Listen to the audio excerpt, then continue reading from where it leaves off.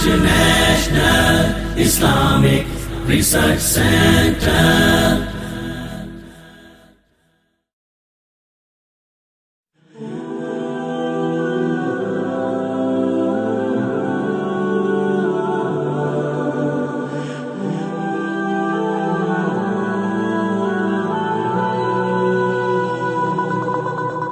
अगला question mic number 3 से। সালামালাইকুম, আমার নাম স্বপ্না আছে। আমি বলছি কি যে আমাদের যে মন্দিরে পুজো করি, ঠিক আছে, তো আপনারা যে মক্কা শরীফ বলে ওখানে যে আপনারা যে নামাজ পড়েন ইটের মধ্যে, আপনারা ওখানে পড়ে আপনাদের নামাজ পড়ে কি উপকার হয়? इनका सवाल है कि जिस तरह से हम बुत परस्ती करते हैं, आप भी मक्का शरीफ में ईंटों की दीवार की बुत परस्ती ही तो करते हैं। बहन ने बहुत आम सवाल पूछा है कि आप जब बोलते हैं इस्लाम में बुत परस्ती हराम है, तो आप मक्का में जब जाते हैं, मक्का में भी आप संगे असवद काले पत्थर को या ईंट को पूजा करते हैं, तो क्या फ़र्क है? सवाल अच्छा है, आम है। इसका जवाब है कि इस्लाम में कोई भी काबा की इबादत नहीं करता, ना संगे असवद की करता है। काबा हमारे लिए किबला है, एक दिशा है।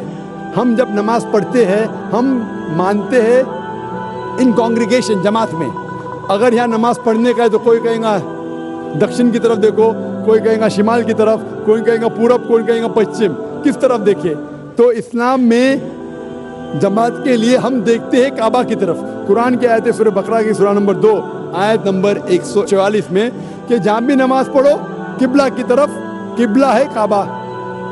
और आप अगर नॉर्थ में रह रहे तो आप साउथ की तरफ देख के नमाज पढ़िए, साउथ में रह रहे तो नॉर्थ की तरफ, ईस्ट में तो वेस्ट में, वेस्ट की तरफ रहते तो ईस्ट में। काबा की तरफ दिशा है सिर्फ। और सबसे पहले मुसलमानों ने वर्ल्ड मैप बनाए थे अल-इद्रुसी इन 1154।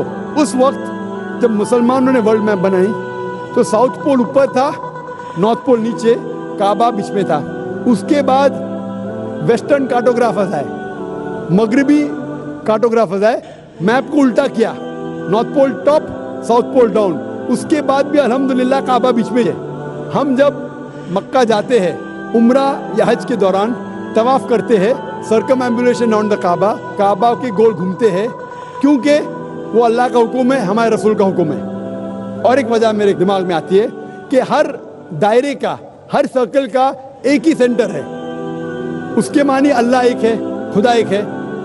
और दूसरे खलीफा का कहना है हज़रत उमर रज़ियल्लाहु अन्हु का, सही बुखारी की हदीस है, जिल्द नंबर 2 किताबुल हज, बाब नंबर 56 हदीस नंबर 675 675। इस हदीस में हज़रत उमर रज़ियल्लाहु अन्हु कहते हैं कि मैं इस काले पत्थर को चूम रहा हूँ क्योंकि मैंने मेरे रसूल को चूमते देखा, वरना ये काला पत्थर ना मुझे कोई नुकसान पहुँचा सकता है ना कोई फ़ायदा। ये कहना कि काला पत्थर ना नुकसान पहुँचा सकता है ना फ़ायदा, ये सबूत है कि हम बुत परस्ती करते ही नहीं।